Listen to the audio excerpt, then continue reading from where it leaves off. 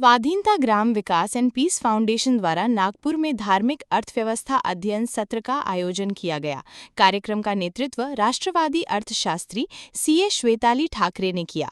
इस अवसर पर कैट के राष्ट्रीय अध्यक्ष सीए बीसी भरतिया तथा स्थपति श्री अभिषेक देशपांडे प्रमुख रूप से उपस्थित थे। कार्यक्रम में माननीय मंत्री श्री आशीष जायसवाल ने सदिच्छा भेंट देकर कहा कि ग्रामीण अर्थव्यवस्था और धार्मिक अर्थव्यवस्था भारत की आर्थिक एवं सामाजिक व्यवस्था के सशक्त आधार है। उन्होंने कहा कि इन दोनों क्षेत्रों के अध्ययन, संरक्षण और संवर्धन की आवश्यकता है।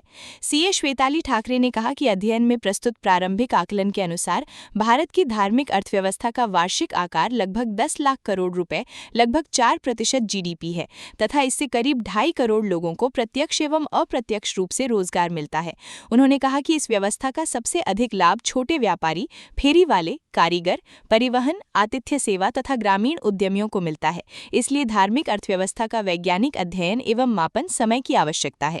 सीए बीसी भरतिया ने महाकुंभ का उदाहरण देते हुए बताया कि इस आयोजन से देश के दूर दराज क्षेत्रों के लाखों छोटे व्यापारियों को अभूतपूर्व आर्थिक लाभ हुआ और ये भारतीय परिपत्र सर्कुलर अर्थव्यवस्था का उत्कृष्ट उदाहरण है।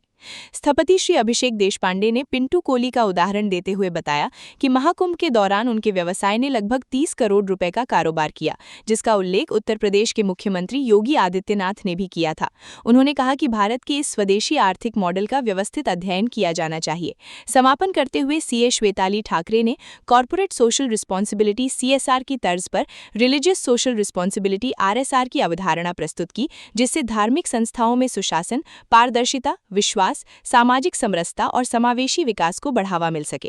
कार्यक्रम में श्री समीर कुलकर्णी, श्री आदित्य व्यास, श्री अनुप नरेश अरसाड़े, श्री उन्मेष धोटे, श्री किशोर धाराशिवकर, सीए आर के गनेरीवाला, सीए सुमन अग्रवाल, श्रीमती सपना तलरेजा, श्रीमती पूजा झाम एवं श्रीमती राखी ठाकुर सहित अनेक बुद्धिजीवी, उद्यमी एवं समाजसेवी उपस्थित रहे।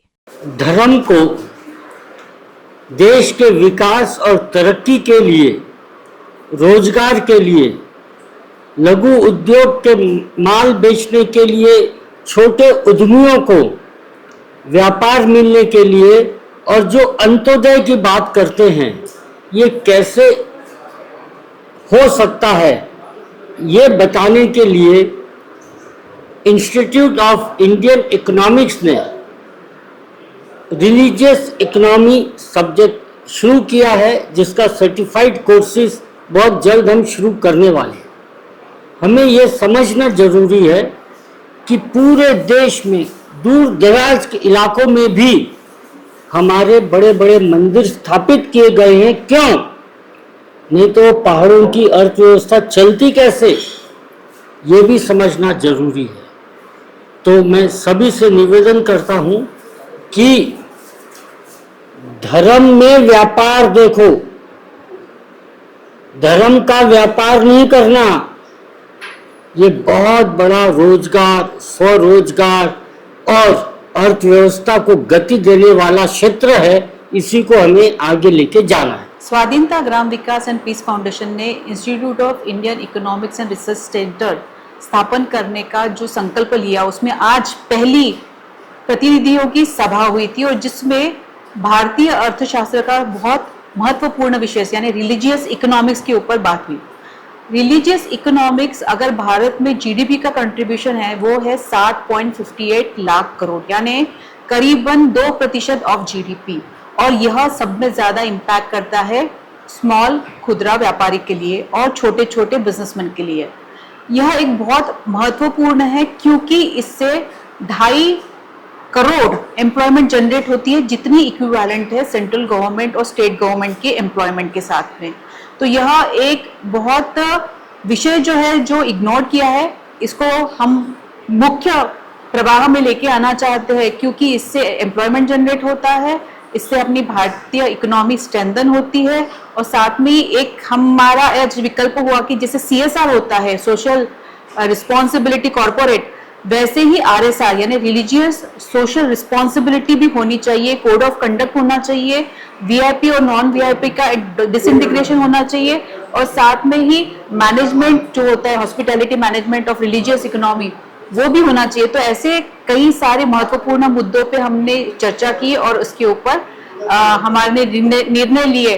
तो इसमें गवर्नमेंट ने हमको कोऑपरेट करना चाहिए और लोगों ने कोऑपरेट करना चाहिए. रिलिजियस इकॉनॉमिक्सची सुरुवात आपण इथून सुरू करतोय आणि हे पूर्णतः एक नवीन सिस्टीमला ऑर्गनाईज करून देशामधली ही पहिली सुरुवात आहे.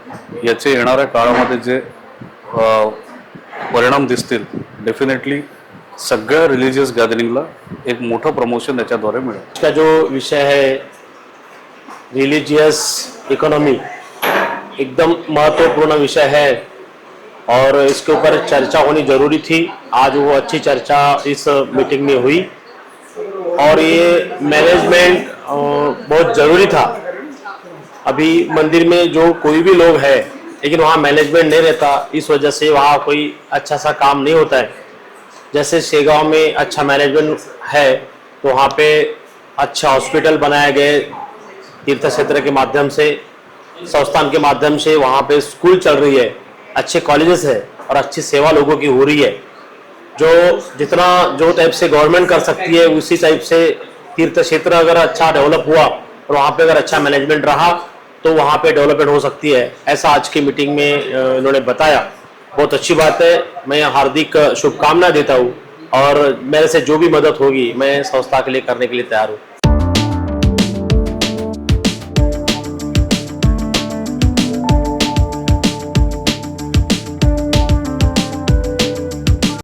हेच आपल्या स्वप्नातलं घर आहे. पण कसं होईल?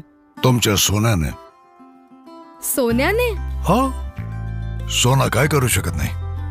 भारतातील सर्वात मोठ्या gold loan NBFC Muthoot finance कडून गोल्ड लोन घ्या आणि बस गृहप्रवेशाची तयारी करा. नमस्कार करते. बघितलं, सोना काय करू शकत नाही. कॉल करा 1-800-313-1212.